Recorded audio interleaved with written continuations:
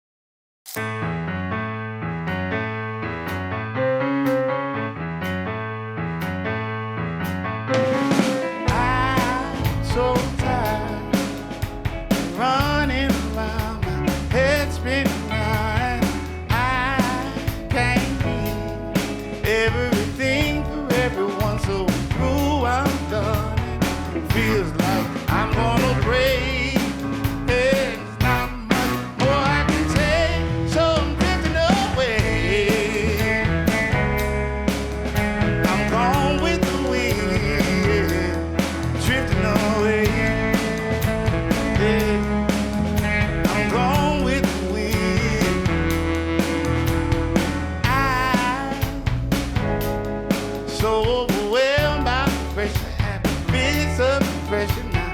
I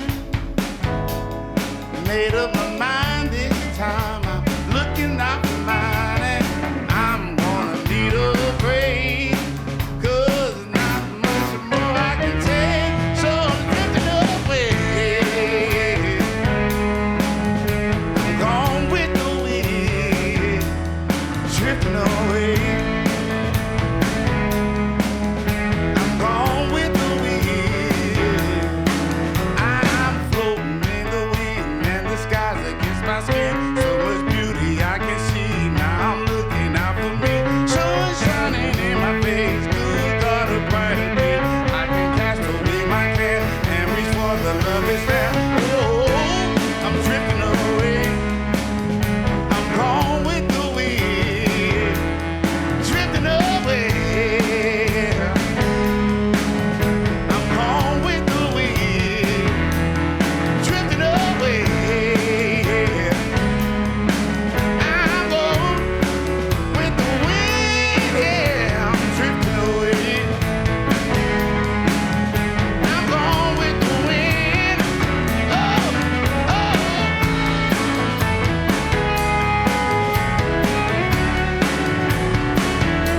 I'm drifting away.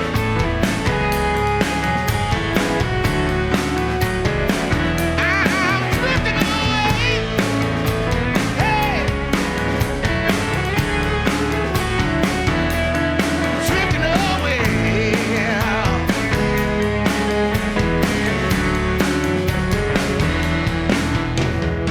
I'm drifting away. I'm gone with the wind. Oh, oh, oh, oh.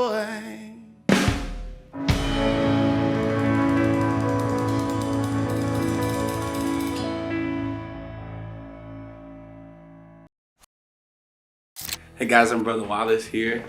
I'm playing this Yamaha keyboard. I love Yamaha keyboards. It's literally my favorite brand. When I have this personally, and that's what I sit down and I write to. It gives me everything that I need. It's just a great board and a great sound.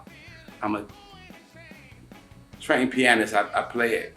Grew up playing in church, and so it was always a lot of fun playing it.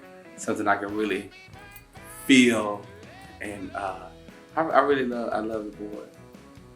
I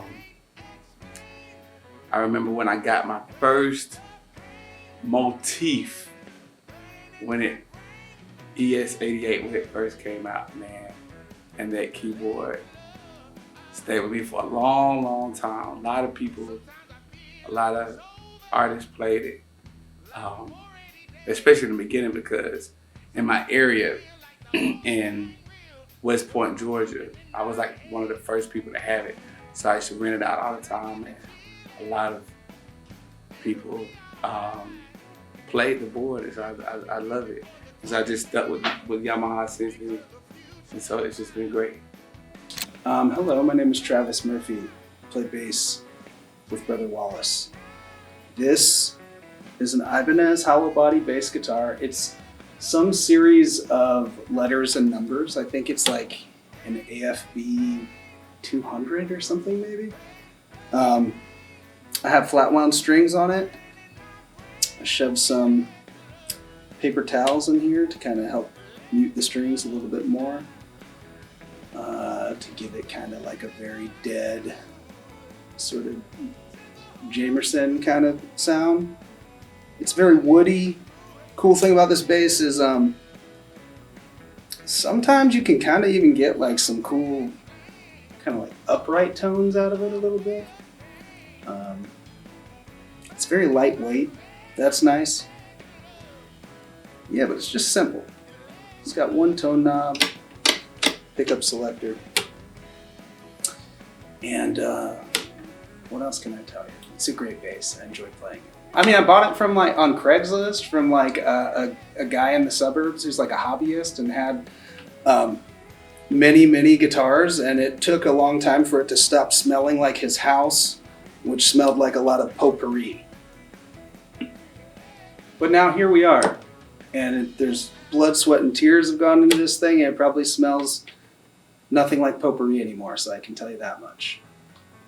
Yeah, I mean, the other thing about this bass is it was stolen from me. And I was at a jam session in Atlanta at this place called Gallery 992, where a bunch of our friends used to have. And it got stolen there out of my car. I never usually leave my instruments in my car, but I was used to driving such a piece of shit car that was painted with like turquoise house paint. And I would just leave everything in it because nobody was going to try and get in there because it was just full of garbage. But then I was driving like a rental car and accidentally left this in there. And it got stolen out. But I had the serial number for it. I gave it to the police.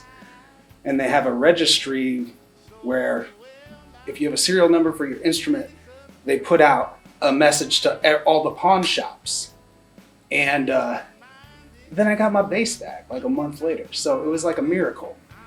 That never happened. So the moral of the story is write down your serial numbers. My name's Ian Newberry, playing guitar. Brother Wallace. The amp here was provided by you guys. It's a black-faced fill. So, don't know a whole lot about it, but it sounds great. This is a Fender Telecaster Deluxe, and it's a reissue of a 72 model, but this one's from early 90s. And over here, the pedal board, we got an array. So we got the booster, the reverb, and this one's really good. The Strymon Flint, everybody likes. Carbon copy, people love that too. Rat distortion. This is a fuzz face boutique thing. And then Max and Overdrive, which is like the TS9 tube screamer. Mini wah for fitting on little pedal boards, and a tuner pedal. That's pretty much all of it in a quick rundown. Hey, my name is Jordan Manley, drummer for Brother Wallace. And, you know, just like most drummers, you know, when you're traveling, we're using backline stuff. So sometimes we get exactly what we want. Sometimes we just take what we're given. And I'm fine with that. Like, this is a beautiful Yamaha. I think it's a Stage Custom or Maple Custom. Yep, Maple Custom. I used to have an old Stage Custom, actually. Actually, when I met Travis, that brown drum set I had was a Yamaha Stage Custom. And they're cool. I mean, they definitely like improved a lot of the design. To be honest, I'm not a huge fan of the tom mounts, but the drums sound good. My drum set that I use at the house is a Gretsch Renown Maple. And I really love it. Actually, my first time touring Europe, we had a Gretsch Renown Maple that was like oyster finish or something like that. And I just remember it just gave me everything I needed. It had like really strong hardware, which is honestly for y'all young drummers, forget the finishes. Like, don't buy a drum set based on the finish. Really just buy it based on the hardware, because that's what's gonna like get punished the most. So yeah, my Gretsch Renown Maple at the crib is awesome. Cymbals, I don't really care. I mean, because cymbals are like a pretty heavy investment. So right now I kind of play some Istanbuls, and they're awesome. But I mix and match cymbals all the time. So yeah, I think that's all I got to say about drums. Also, you know, I'm a big fan of this stuff. Tape, it's like really helpful, because yeah, man, sometimes even a beautiful drum set with microphones on it, you need to like control things as much as possible. So yeah, I'm not shameful about putting gaffer's tape all over everything, because at the end of the day, you know, if it doesn't sound good in the room, it's like, what are we doing, you know? So thank you.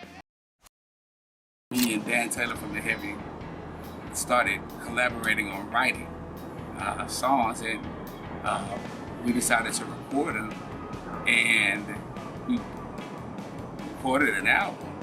and people loved it and everything. And then now we're here with ATO, record label, great label. Shout out John. But it's just been a great time, man. And that's how we got together.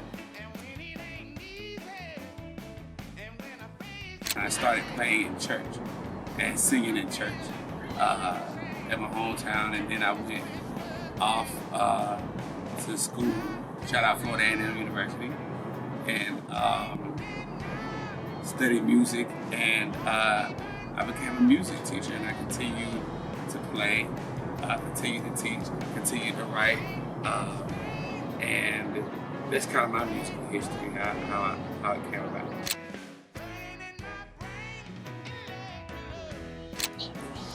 Yeah, Atlanta's special because there's incredible players there. There's a huge scene of people that make their living professionally as musicians and play various different kinds of music. But everybody kind of intermingles and collaborates with each other. And there's so many different types of music in Atlanta. It's a great thing. I grew up playing gospel music in Atlanta, and like even in those cities, we have top notch, like the greats who are just there, like you said, in a non-pretentious way, where you get to do a lot of music. And then even as far as like the rap scene, I've played with a lot of rappers and a lot of that part of the music industry, and it's all there in Atlanta, and it's all very, eclectic and just everybody's been a part of everybody. So it's a great place to meet musicians and to get out and to do some great music. It's growing up playing in church for me. It was indeed monumental, simply because, like we were just speaking on, so many musical greats would just come through. And as a musician, and me, I was not only a musician, I was a choir director, and I had a 100-voice choir when I was like 14, and we did like Bobby Jones gospel. We sung for like people like Reverend Clay Evans, Dottie Peoples. Like they would just come, and then we would just be doing that. And we traveled. We actually sung at one of the torch ceremonies for the '96 Olympics, alongside another good friend of mine who at the time was playing for the Georgia Mass Choir. And so all of this is just like, huge. You would be playing and people would hear about you, and Grace would come, and you just be at some service, and then in comes Kirk Franklin. And it's like, do y'all know Joy? Yeah, we know it. Let's go. And it was always one of those things where you had to be on your P's and Q's all the time. And so that's the area, though. That's the area. And it was always great singing, always great music. I teach band and chorus at, shout out to Cleveland County Elementary, Middle, High School. I teach K through 12 every day, and it is and it has been the light of my life. I love music education. I've been teaching for quite a while, and so I love music education, and I love young people learning music and being that, with a good fight of making sure that music education stays in education,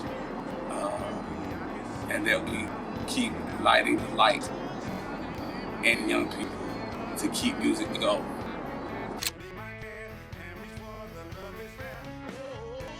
Go to sleep. Do not go to every party. Do not drink every drink that somebody gives you. Go to bed so that you can be fresh. People don't want to see you hungover. They want to see you and tired. There are 24 hours in a day. Do not stay up all of them. Bed. That's why they pay for you a hotel. music. Yeah, eat good in the green rooms and stuff.